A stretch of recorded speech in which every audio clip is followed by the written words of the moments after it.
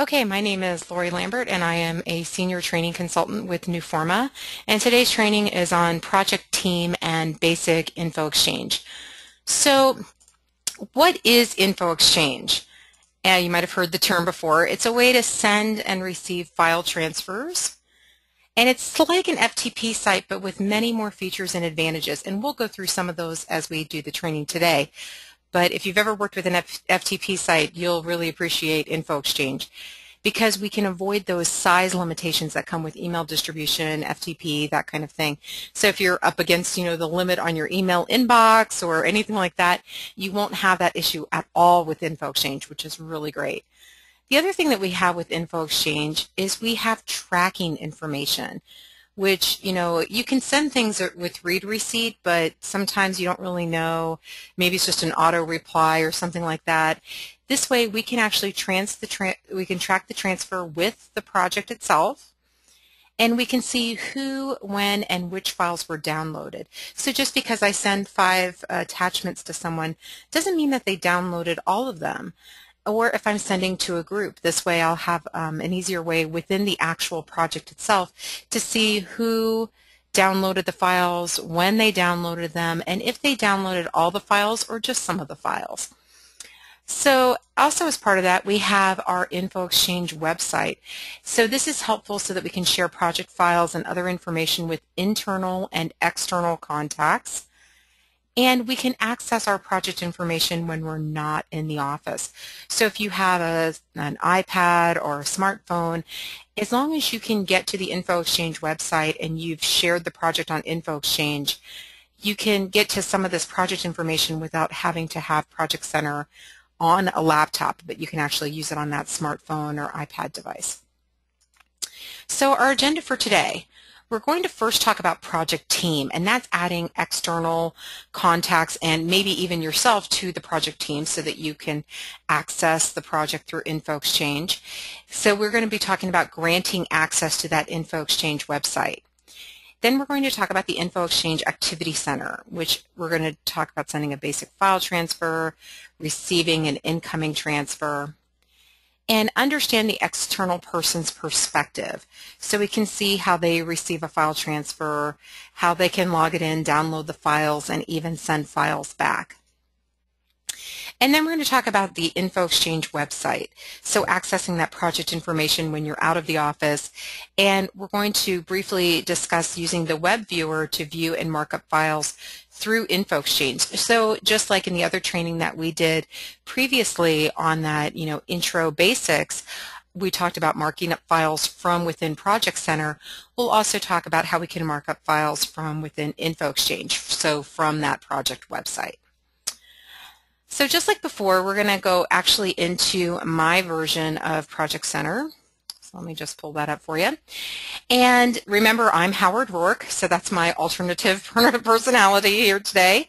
And he's an internal user of Project Center, so he's, an employee at the firm.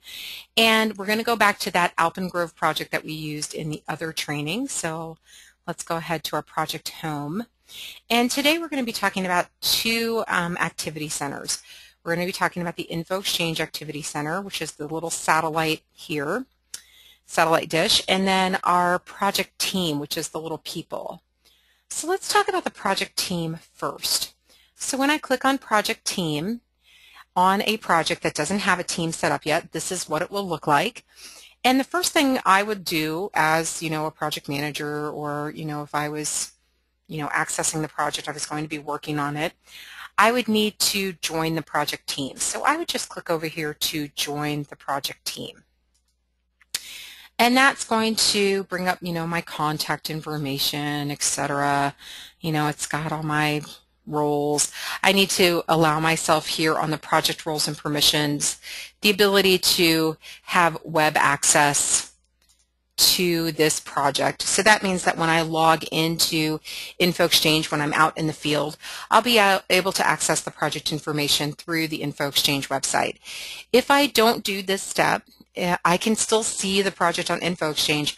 I just can't access any of the project information like project emails or file transfers or timeline or, anything like that. So I want to make sure that I have this box checked. And I'm just going to say okay. Now, if I had added someone or I'd added myself and I had forgotten to do that, I can always just highlight that person here on the team, and I can click Modify in the tasks, and I can just come back to Rules and Permissions and make sure that box is checked or check it if it hasn't been. So it's very easy to just, update that information or modify it. So how do I add other people? People maybe that are still work for the firm or people outside the firm to my project team. There are a couple ways to do that. First, I can do it from within Project Center, and the easy way to do that is to add team members. And I can do this either from contacts or from company. I'm actually going to do it from the contacts because that's pretty much the most common way. And I have this listing of my global contact list that is the Project Center contact list. So this isn't your Outlook contact list. We'll talk about that in a minute. But this is the actual global contact list that resides in Project Center. So these are all contacts that exist maybe from another project. Maybe they're working, this person is working with someone else on their project, or they've added them. I'm going to make this a little bit bigger so we can see a little more of this information. And just like we saw with our basics of New Forma Project Center, we have all of these great filters here at the top of our columns, so that if we wanted to narrow it down to, say, dirt industries maybe, I can just start typing in the company name and it narrows down this contact list, and I can say, okay, I want both of those people, and then I can just clear my filter. And then maybe I want other people that I'm going to pick and choose. I want Bob Welder, I want a couple other people, etc. And I can easily, filter by name or company, anything like that. And I would just say, okay. So when I do this in mass, I get this project team member information, and I need to check this box if I want to allow all of those people at one shot to allow them web access to the project on InfoExchange. If I do, I just say okay, and 6 members have been added to the team. So it'll update my little grid here in a second.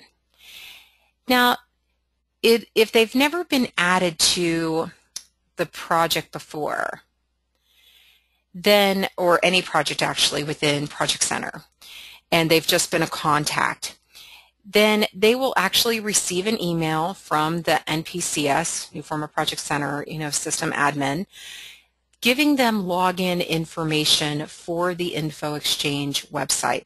It's an automated email that goes to them directly, and it will give them the link for InfoExchange, and it will also give them information on how to log in.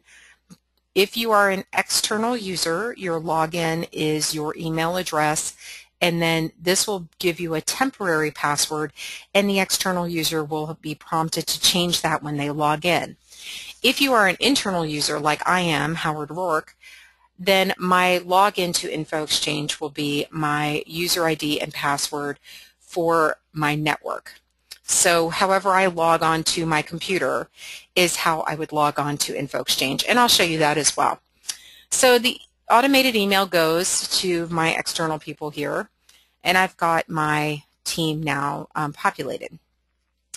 If you're using a team that is similar from a team from another project, so you tend to use the same group of people over and over again, maybe on different projects, then you can say import from other projects. So I could say I want to import maybe all of the people on my Fowler Square project, and when I say okay, I see all of the people that are on that project team, and I can pick and choose who I import, or I could just say just import the whole project team. And then if I wanted, I could unclick 1 or 2 people, but maybe I know Howard's already on there and Bob maybe, and I can just say okay, and it will add those people as well. So if you tend to use the same people over and over again on your project teams, and you've already got it built on another project, you can just say import from other projects. So that'll save you a lot of effort on that. Now, the other way that we can actually bring people over to our project team, maybe they're not in Project Center yet. It's a new contact, maybe they've never worked on a project with you before, and you need to add them to your project team. You can do this manually from the Add Team Members. If you went into the From Contacts and you'd done a search in here and you didn't see them, you could add them manually by clicking the Add New in the lower left. You'll get an Add New Project Team Member pop-up window, and you would fill out all of this information related to their name, their address, what company they're associated with, and then you would make sure to fill out that Project Roles and Permissions tab here to give them web access if they need web access. So if they need access through, to InfoExchange on the website, the project website, then you would just need to make sure that that's checked. So that's a way that you can add it manually. But if they already exist in your Outlook contacts, there's an easier way to do this. So I'm just going to go to Howard's Outlook. It'll take just a second. There we go. And I'm going to go to his contact listing. And I'm just going to minimize this a little bit so we can see it. Just adding here. And let's say that this contact right here, Cam Ward, maybe he was someone that when I did my search for my contacts, he wasn't there, and I need to add him to my project team. I can actually click and drag him and just drop him right on here. And I get a little pop-up window. Now I'm going to minimize Outlook here for just a second. And it's going to say Add Project Team Members, and I want to grant him web access. So when I do that, it adds him, sends the email to him because he is new, but it adds him to my team. So if you already have the contact in your contact list here in Outlook, you can just drag and drop him over. And you can even do that for groups of people. And the important thing is here to realize is that if the person is already on your team and you drag and drop him, Project Center will realize if it's a duplicate and it won't send that person another email. So you don't have to worry about bombarding people with login information, because when you drag and drop them over, if they're already there, then it won't do it again. It won't add them again. So just like we talked about with filing email, it files the first one and it realizes that the others are duplicate. Here, if you drag and drop a contact in that is exactly the same as the contact that's already there, it's not going to duplicate that on your team. So let me just exit out of my Outlook here. So I've got my team all set up here, and I've got, a couple different ways I can add people. Remember the Add Team Members from contacts or from company. It looks the same. You can just filter by company and then talk about, find which people. So if I wanted to put in Skywalker, it would then give me a listing of all the people that are under that company, and I would pick and choose. Or I can do it from the contacts, and I can even search the company name here as well. And then remember, if it's not on this contact listing, I can either do the Add New in the lower left, and I can add them here, making sure that I fill out not only the contact information, but also the project roles and permissions if they need InfoExchange access. Or I can click and drag simply from my Outlook contacts here. Notice even though I click and drag it over, my contact still remains in Outlook for me. They just copy that information over to my project team here in Project Center. Okay, so if a project team member ever contacts you, like especially an external team member, and they go, I don't remember how I log into InfoExchange. Well, there's a way that they can do that actually from InfoExchange, but if they ever contact you and it's handy for you to do it, you can highlight their name and say resend InfoExchange login information. And you can resend that directly to that person. So it's just an easy way to do that. Okay, so now that we have our project team, I'm going to go back to my project home. We're going to talk about info exchange. So that's that way that we can share project information with internal and external users and not really have to worry about that size limitation that a lot of us get with email or FTP sites. And the great thing about info exchange is that we can send it and we can track it. So especially if it's something that you really need to make sure that people are reading and responding to, or just that they've read it, that they've downloaded it, you have a way to do that now with sending it through info exchange, is that you can track when you sent it, who you sent it to, out of the people that you sent it to, who's downloaded information from the info exchange transfer, and what did they download? Did they download all of it or just part of it?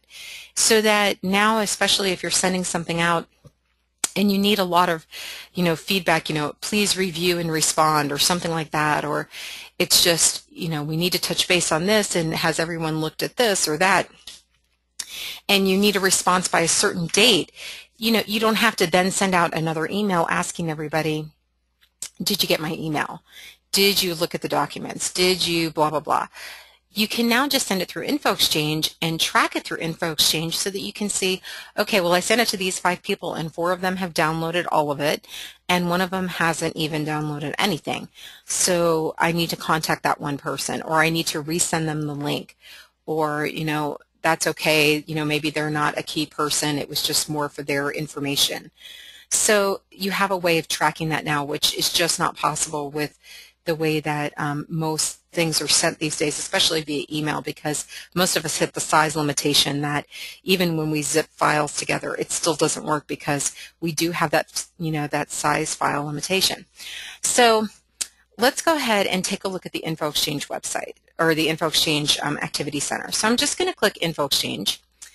And what happens is I get a listing. It'll populate into the all incoming. But just like we saw before, we have a drop down. So I could see all transfers, all incoming, all outgoing, anything that's in draft form, anything that's expired, and we'll talk about that expiration in a minute, and all open transfer requests. So you have a different way to view this information. And just like before, we have the little icon with all the people, meaning any incoming transfer. I'm actually going to change this to all transfers.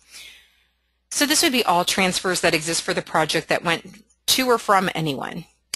If I wanted to see just mine, meaning I'm either on the from, the to, or the CC, I would just click that little icon to make it the single person. So any transfer that I was a part of, maybe someone sent it to me, maybe my external person sent me a file transfer, or maybe I sent something out to a group of people, things like that, I can see just mine. Or I can go to the all just by clicking that little icon right there. So if we want to start a new file transfer, there's a couple ways that we can do this. We can do the new file transfer directly from here, and we would just click that and we get a transfer files to Info Exchange, and it's going to ask us, do we want to send a transmittal or not? Now, common practice is to send a transmittal with the transfer, and it doesn't require you to do any additional heavy lifting on this at all. Project Center will create the transmittal for you out of the information that we fill out for the transfer. So if you're used to sending transmittals, and like I said, it is good practice to do that, then go ahead and change it to yes, and then just say OK. So once we click OK, we get this little pop-up window here that's going to say transfer files and create an outgoing transmittal. Anything that is required will say required, so we know the to is required. So we'll just click the to, and again we see all of our team members. So I'm going to send maybe something to Bob and Alan and Rick, and I'm just going to say OK. Now, since I'm an internal user, I can also type in an email address for anyone. It doesn't have to be anybody that's on the team. It doesn't even have to be anyone in the all contacts. It could just be someone who maybe they don't need access to InfoExchange, but maybe I'm going to transfer files to them this once, or maybe I just haven't added them to my project team yet, so they're not in Project Center. But I could type in any email address that I wanted to here. External users do not have that ability. So you don't have to worry about, when we talk about external users, sending transfers back to you or sending files. You don't have to worry about them sending anything to someone who's not on the project team. They'll only be able to send things to people on the project team. So the from is filled out for me automatically. The transmittal ID is auto-generated, and my subject is now required. So I would put in something like maybe docs for review for meeting. And it'll say send via. We're sending it via InfoExchange, so that's already populated. I can put in my remarks, team, please see docs for meeting review. Howard. And then the only other thing I really have to worry about here is the Associated Files tab. So this is where I would attach files that I'm sending or transferring to the people on this transmittal. So on this InfoExchange. So I can just say add files. And these are all those folders that we talked about before, our project files. So these are those exact same files that we saw in the project files. And let's say I'm going to put in some things here from plots. Maybe I'm just going to send a few things. And notice I do have the add folder, so I could have added an entire folder if I wanted to. And then I'm actually going to choose the print or email form after filing just because I want to show you what that transmittal looks like. Now, if I wasn't ready to send this right now, I would say save as draft, and then I would come back later and maybe I would add additional documents to this, or maybe additional people or something like that. Maybe I just, I have the time, I'm going to set it up now, but maybe I don't want to send it quite yet. So I could say save as draft. But if I'm ready to send it, I'm just going to say create and transfer. So when I do that, I get some options. And you'll see this every time when you do the create and transfer. And you'll get used to how you send transfers at your firm, so you'll get used to these options very quickly. And this is letting you know, specify who has access to the file transfer on your InfoExchange website. So who can access these files, right? So is it only the specified recipients? Is it the specified recipients and their fellow company members? All project team members? So you'll choose one of those, and depending on whether or not you allow it at your firm, you might have the public access might be available. Allow recipients to download partial contents. So this allows your people to, maybe you're sending out a bunch of documents to 4 or 5 people on the team, and maybe some of it applies to all of them, and maybe only 1 or 2 apply to this person or that person. You may or may not want to allow them to download partial content. I like to choose this because maybe, even though maybe Bob has to look at all 5 of these documents, maybe he just wants to download them as he needs them.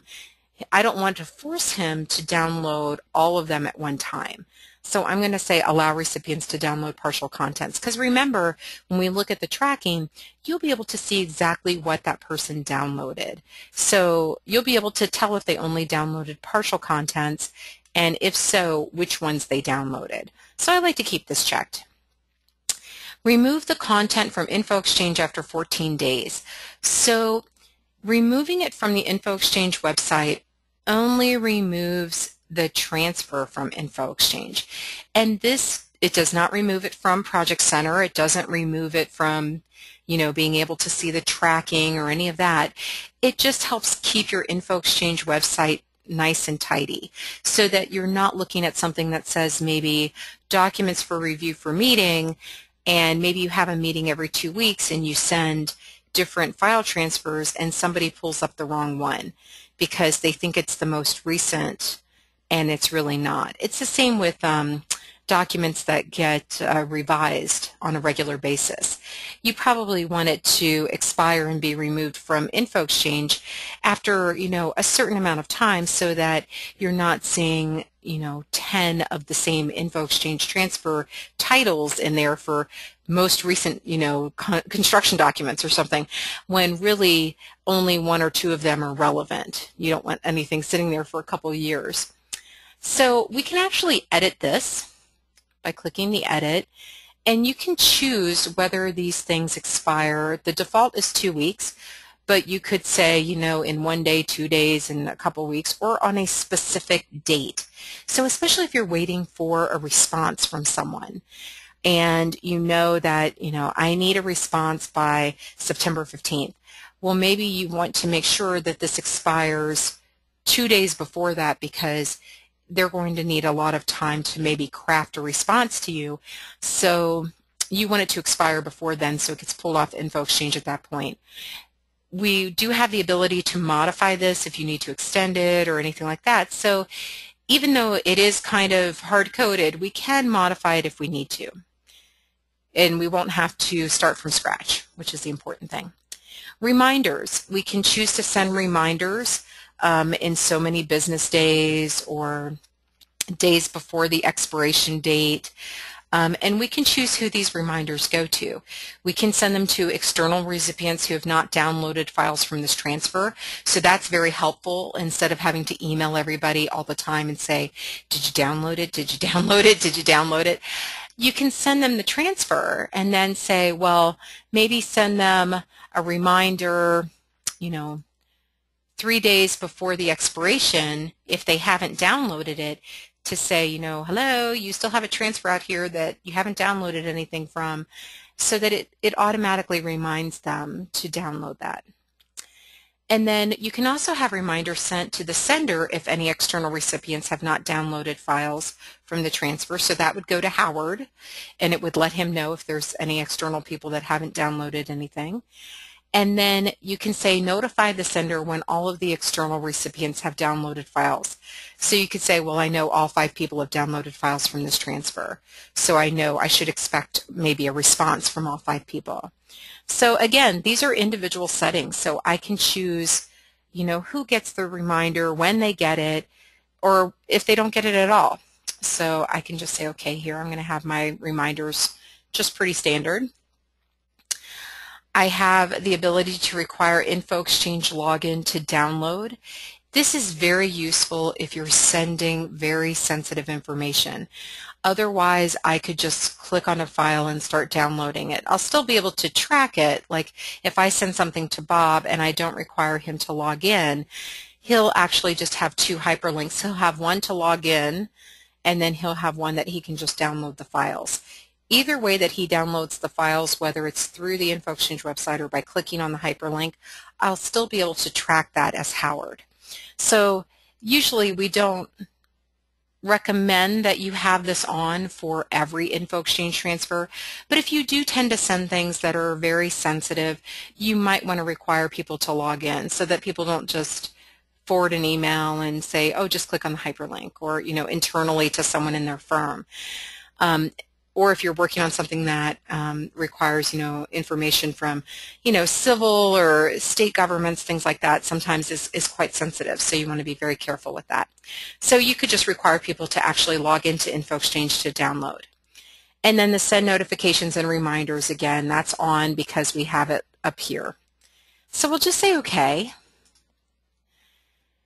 It's going to scan my files for me. It's going to give me my preview. Now here in the lower right, just notice I have a pop-up that's telling me that it had 2 pop-ups actually. It was telling me that it was starting to transfer my files, and then it said the file transfer was complete. So it will do those little bubbles in the lower right-hand corner of your screen to let you know when it's starting the transfer and then when the transfer has been completed. Also, because I chose to look at the form before I could see here's my transmittal.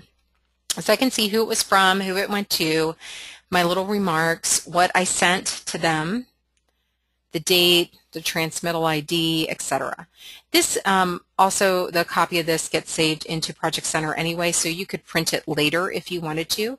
You could print it now by clicking the print in the lower left, either or. It's not necessary to print because it does stay in Project Center.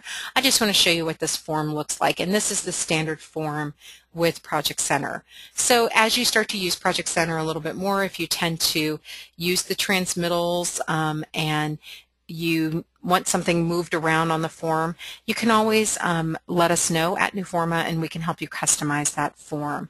Maybe move your logo or make it bigger or smaller, etc. But the forms out of the box are very good, so they're usually quite helpful. Okay, so since we've sent our transfer, we can now, I'm just going to change this to all outgoing, and I'm going to sort it by date. So here's the one I just sent, and down here on the change log, you'll notice I can see when I created it, when the background upload started, and when it was completed. So it took 2 seconds for mine. Depending on what you send, it could take a few seconds. It might take a minute. It doesn't really take very long. And I have my transferred files tab here and my related items. So it's got my record copy, my transmittal, my zip of all my files, etc. And then the remarks summary is just what I typed in on that pop-up window. So we'll come back to the changelog once Bob actually downloads part of this, but just to show you, this is what it looks like out of the box right here, right now, before anybody downloads anything. So I said that there were a couple ways to send file transfers. That's the first one that I'm going to show you, is right here from the Info Exchange Activity Center. The other way that I'm going to show you today is from project files. Remember, these are those folders that we talked about in the Info Exchange, or the Info Basics class that we talked about last week. And these are all those folders that exist on your network right now that we kind of have a looking glass into, that we can look at the files and we can see all of these. And the other thing here is that I can just navigate to where, you know, my drawings or whatever, wherever they happen to be. I can go to whatever folder they happen to be in, and I could just highlight the files that I want to send, and I can just right-click and go to Info Exchange and say transfer and log a transmittal. And then I could just fill out the same form that I had before. Maybe this one I'm just going to send to Bob.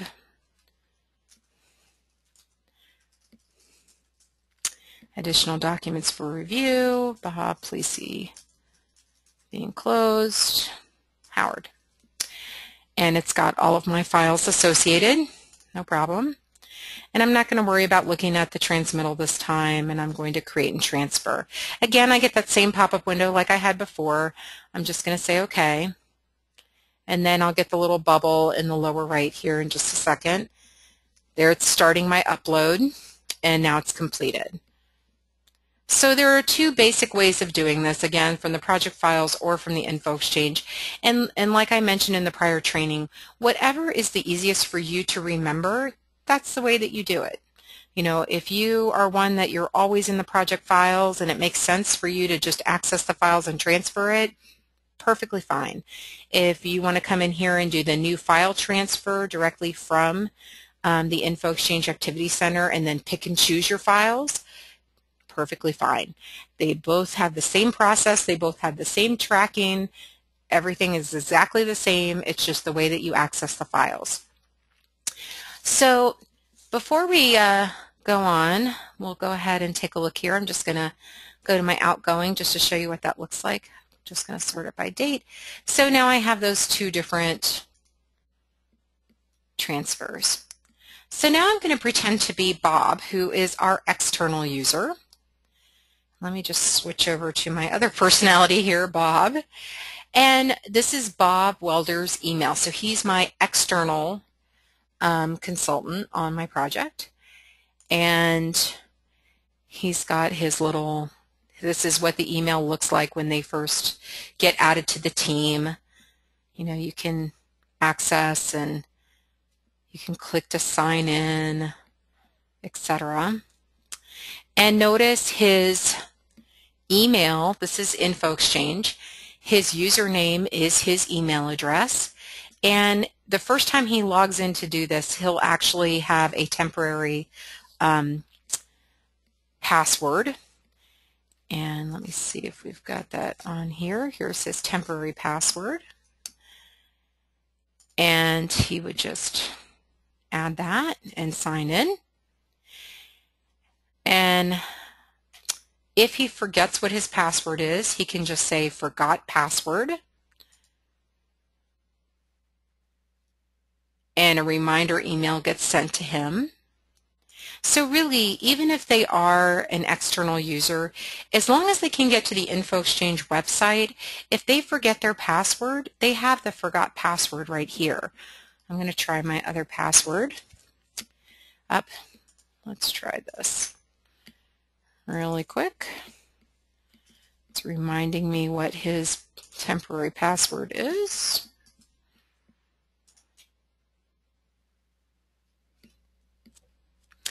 And it's going to prompt him for his old password and then his new password, and he can set it to whatever he wants.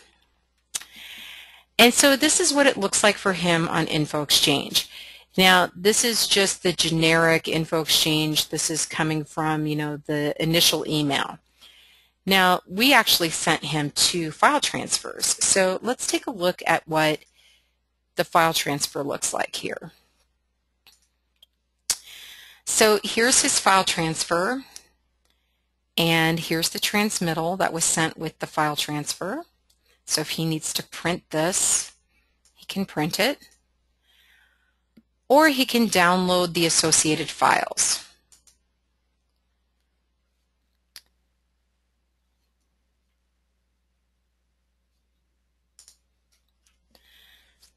So when he goes to download the associated files, they just open right here, and he can just download them and save them, maybe, open them one by one and then save them to his desktop, whatever he wants to do. And then he can, respond or whatever he needs to do directly to Howard. So that's one way that he can go. I'm going to go back to my InfoExchange website, though, as Bob.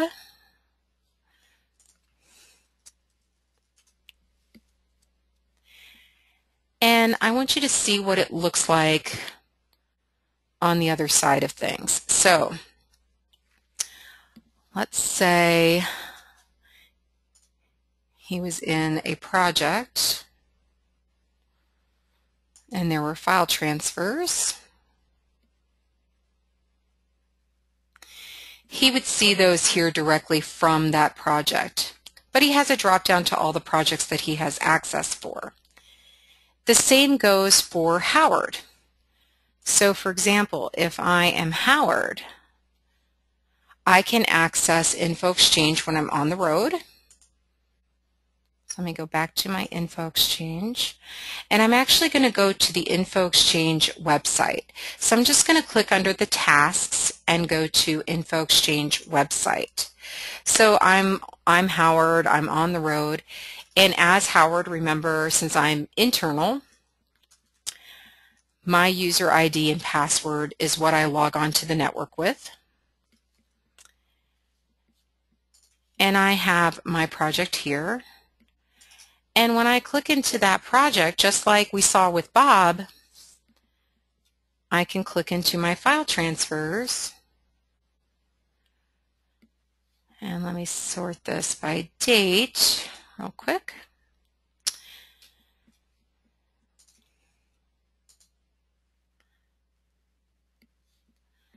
There we go. And I see my file transfers directly here. So I could see all of the PDFs that were included in that file transfer. I could see my changelog. And I would be able to open any of these in the viewer. So this is the web viewer. So just like those of you that were in the training before when we were talking about the new Forma viewer from within Project Center, if you're on InfoExchange, you're on your tablet or your smartphone, and you can get to InfoExchange. If you need to open a PDF, you can actually do a markup from within InfoExchange. So it has a lot of the same functions. Let me give it a second here to open it up. There we go. And you'll notice up at the top I have a lot of those same functions that we had with the new Forma viewer within Project Center. So I have the ability to create a PDF. I have the ability to draw a leader or a cloud. So I could just draw a cloud here and draw it around whatever I needed to do. And then I could save it. I could stamp it, whatever. So I can just close this, and new Forma will actually ask me, you currently have unsaved markups. Would you like to save before continuing? And you would just say yes. So I'm going to actually rename this. And marked up. There we go. Just say OK. Saving the markup session. Takes just a second sometimes when we're online. And of course, because of my configuration, I'm getting an error, but that's okay. It won't on your system.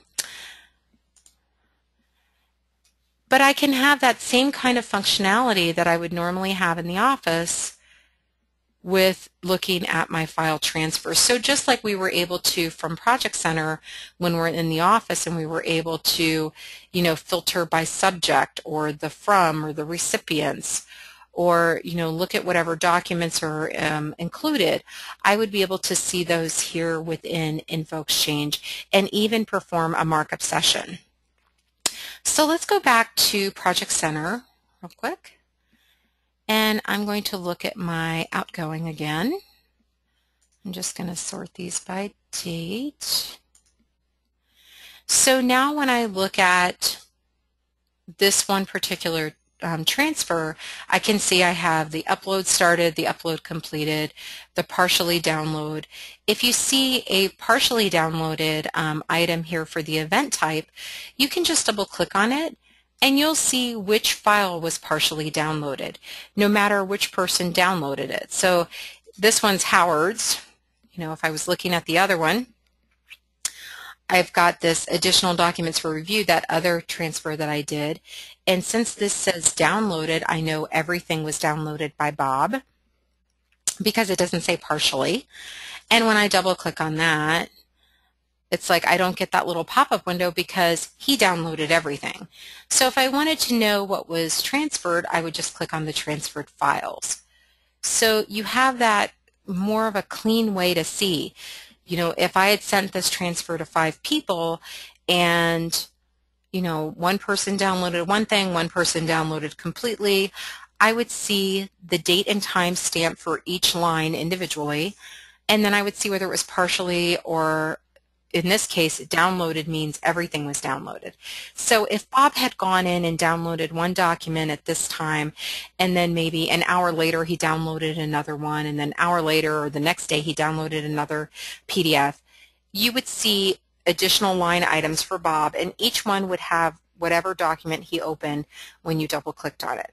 So you would know, okay, well, today he opened PDF 1, and tomorrow he opened, yesterday he opened PDF 2 and 3, or whatever it happened to be. You would have full tracking of that, which is what you really don't have right now, and what most people don't.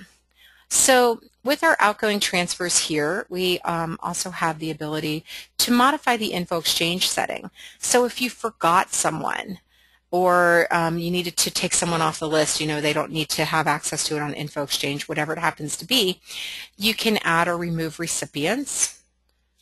So you would just add additional people here maybe. You also have the ability to change the access level.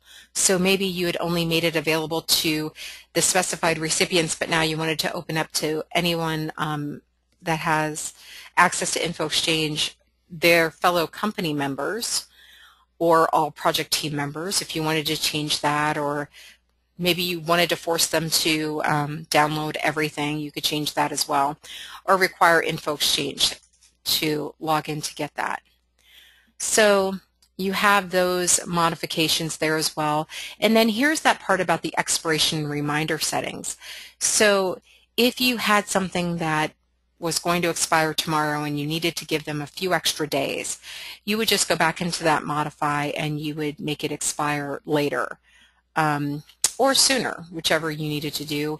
And you can even change the reminder settings from within here as well. So you have that available from that modify. Also, if you posted something and it really wasn't ready to post yet, you could just remove the content from the Info Exchange server immediately. You can expire it immediately so that it comes right back off Info Exchange. So the other things that we talked about here were the all transfers, the incoming, the outgoing, the drafts. So if something is in draft, you haven't sent it yet. You can even look at all the expired, and maybe you need to modify it and make it available again. You would just come back into that,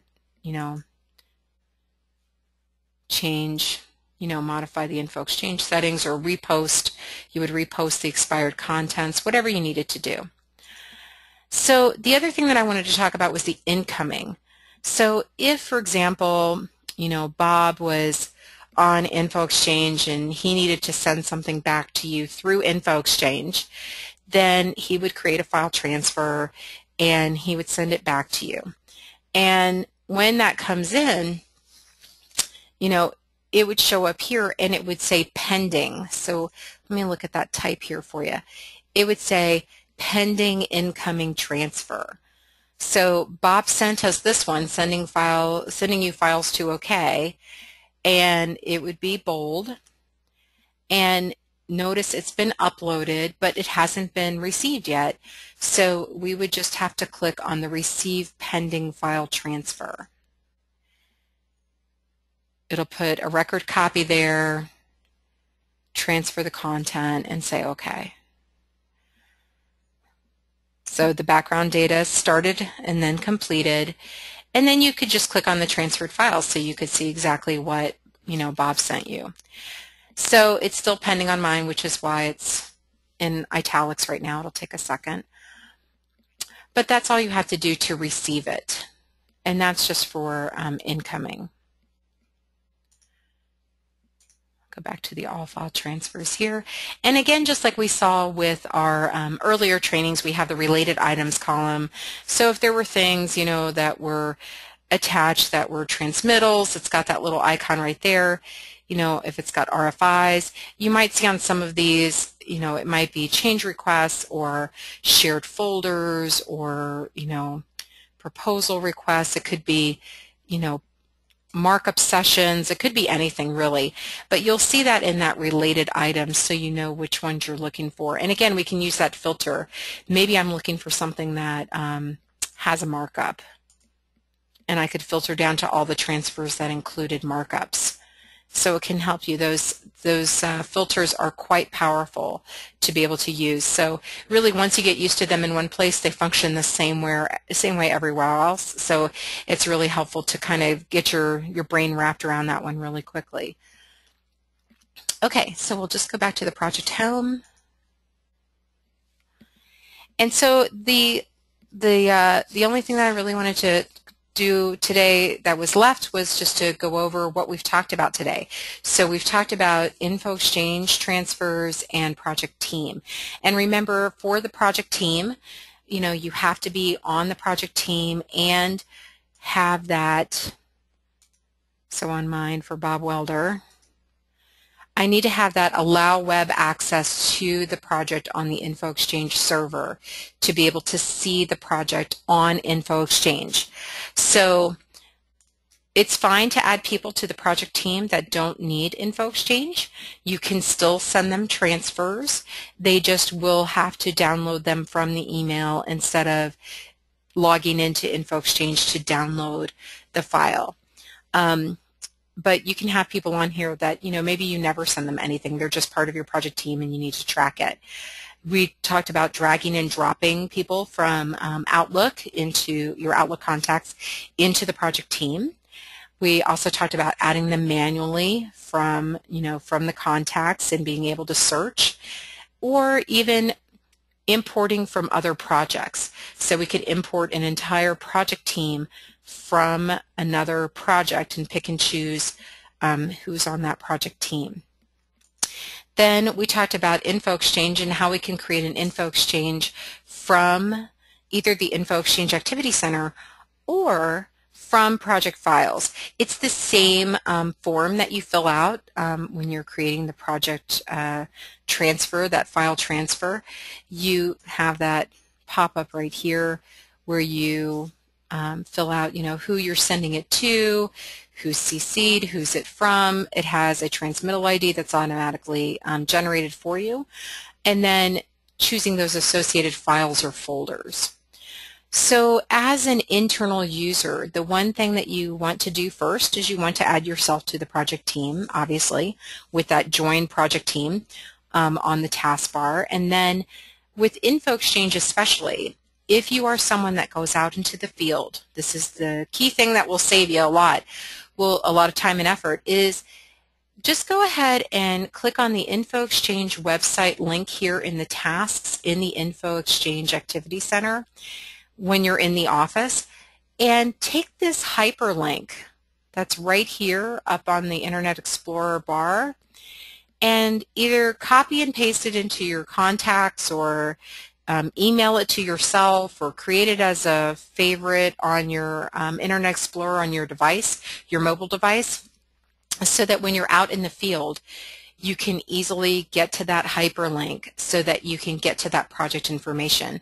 Because as you go through additional trainings for Project Center, and even as you're just using it on a day-to-day basis, you'll notice that I have access not only to my file transfers for this project through Info Exchange, I can get to my action items, my project emails, I can send things from here, but I can view pretty much any of these, my markup sessions, my project calendar, etc. So it's very powerful, especially if you're someone who does go out in the field, to be able to access all of that project information. But you need to be on the team and give yourself access to Info Exchange for that project specifically, so that it's not just an overall setting for you. As an internal user, you'll need to make sure that not only are you on the team, but you're given Info Exchange access through that modify. I'm sorry, not through the modify, through the through that one checkbox on the access rights. So when I'm here and I'm as Howard, it's this tab here, this project roles and permissions, and it's that allow web access to this project on the Info Exchange website. So that's the key, is to be able to see that project and get into the project information if you are an internal user. External users will only have access to things that they have been a part of, and only if they've been given access to that project on Info Exchange. Because Bob Welder I might be working with him on 5 or 10 different projects, but maybe I've only granted him Info Exchange access rights on 2 or 3, because those are the only ones that he really needs to see documents on. Well, when he logs into Info Exchange, those are the only ones that he'll be able to see information on through Info Exchange, and the others he won't be able to access anything on. So anything that he sees, like Info Exchange transfers that haven't expired, project email, etc., whatever you choose as a project administrator or your project administrator chooses to set up, external users will only be able to see things that they were a part of.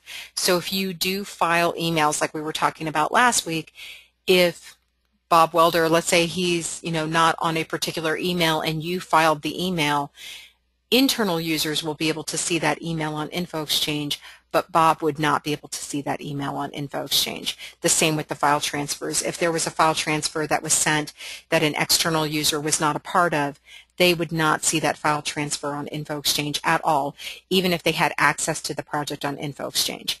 So you don't have to worry about exposing any information to external users on Info Exchange, because if they've been a part of the transfer, they'll see it, but if they were not part of the transfer, they won't see it. So you still have that, that kind of barrier between you and your external people for things that they don't need to be a part of.